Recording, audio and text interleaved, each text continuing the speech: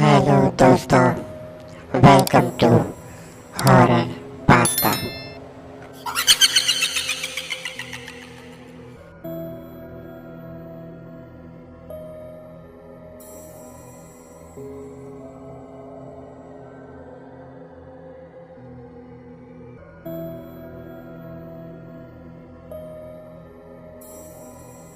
Hello दोस्तों, अस्सलाम वालेकुम। मैं हूं आपका दोस्त, आपका होस्ट फ़हाद, और आप देख रहे हैं हॉरर पास्ता।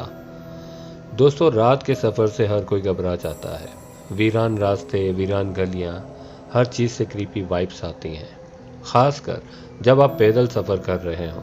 अक्सर लोगों को पैदल और अकेले सफ़र करते हुए डर लगता है और इनकी सेंसेस ऑन हो जाती हैं। ऐसा ही हुआ दो लड़कों के साथ जो बाइक पर सफ़र करते हुए घर की तरफ आ रहे थे। तो रास्ते में इन्हें कुछ अजीब सी चीज़ दिखी जो उन्होंने अपने मोबाइल कैमरे में रिकॉर्ड भी कर ली। वो दोनों घबराए हुए भी थे। ये क्लिप आप खुद मुलाहिजा फरमाइए। Allah la ilaha illallah Nanti bu, coba.